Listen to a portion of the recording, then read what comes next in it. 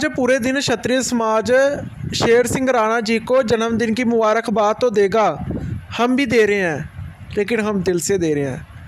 वो मुबारकबाद देगा अपने पेजों से, चमचागिरी पेजों से मुबारकबाद देगा, लेकिन कभी भी शेर सिंह राणा को सपोर्ट नहीं करेगा, कभी भी शेर सिंह राणा को वोट नहीं देगा। वो अंधभक्ति की तरह बीजेपी या कांग्रेस को ही वोट डलवाएगा। शेर सिंह राणा बेचारा कितने सालों से लगा हुआ है, आप खुद सुन सकते हो। और ये भी हम सब ने देखा कि एक भी मेयर प्रत्याशी भारतीय जनता पार्टी ने क्षत्रिय समाज का नहीं दिया। और अभी थोड़े दिन पहले मुझे एक और जानकारी मिली कि जो कानपुर महानगर पालिका है उसके अंदर 110 वार्ड मेंबर बनते हैं, उसमें से 3 सीटें वार्ड मेंबर के लिए राजपूत समाज के व्यक्तियों को टिकट दिया।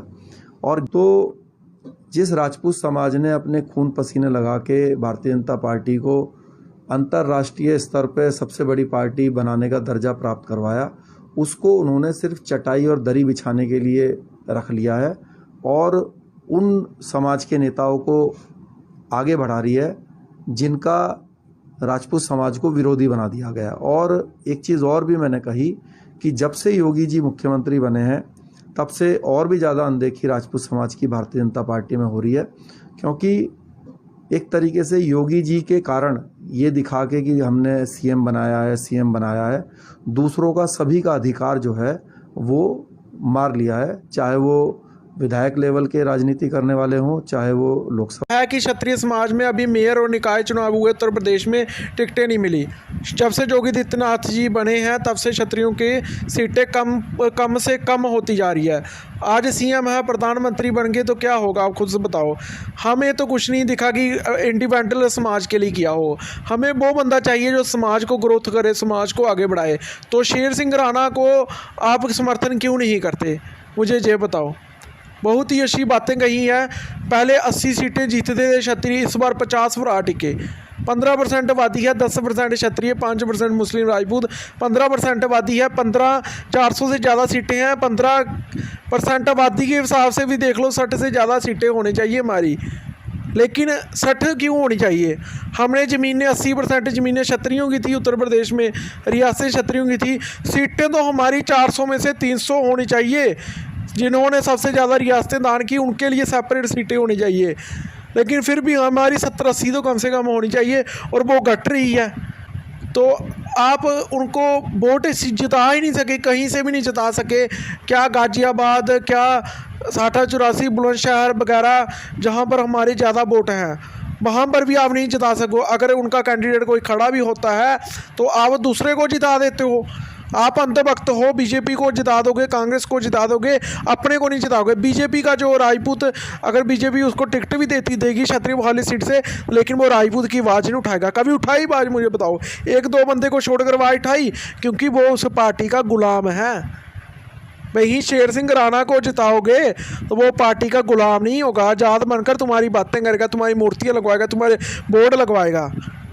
क्यों मिहिर भोज का इतिहास चोरी इसी पार्टी में हुई, क्यों राजा सुहेलदेव बैस का इतिहास चोरी इसी पार्टी में हुई। फिर भी तुम अंधभक्ति आज उसके जन्मदिन मनाओगे और दूसरे दिन चूतिया बनकर दूसरे लोगों को वोट बनवाओगे।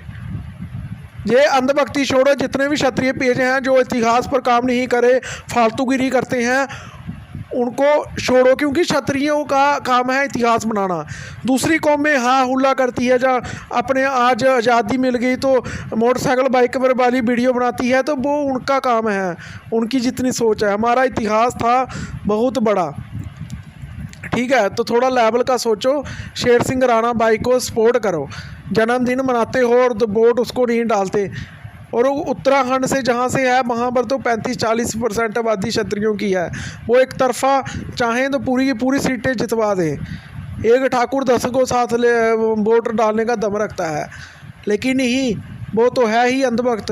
उनको तो छोड़ो आप, उनसे तो जम्मू वाले जागे, हिमाचल वाले भी जाग रहे हैं, लेकिन वो नहीं जागेंगे। सिर्फ देहरादून जो साथ लगता है वो जाग रहे हैं, बाकी कभी नहीं जागेंगे वो।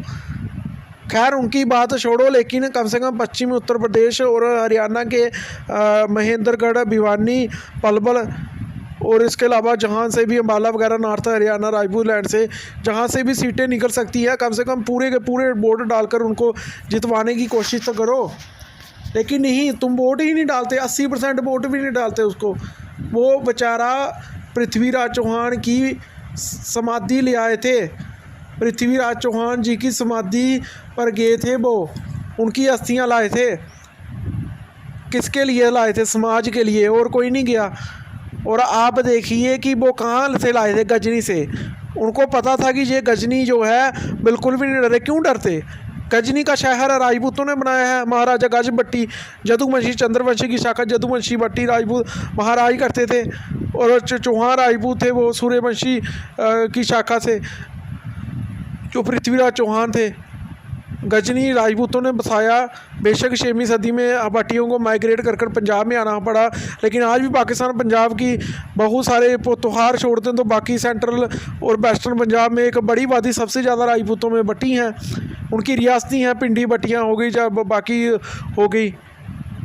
और इसके अलावा जो कंधार शहर है अफ़गानिस्तान के साथ ही लगता, वो जंजुआ राजपूतों ने बसाया था। 11वीं सदी तक उनका राज रहा। आज भी पोतोहार में बॉर्डर में बहुत रहते हैं।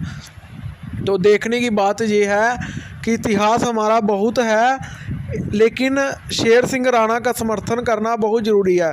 सिर्फ फेसबुक या इंस्टाग्राम पर मैसेज लिखने से कुछ नहीं होता। दूसरे दिन तुम उसको वोट नहीं डालते हो और यहाँ आकर नौटंकियाँ करते हो। तो सभी भाई वीडियो को ज़्यादा से ज़्यादा शेयर करें।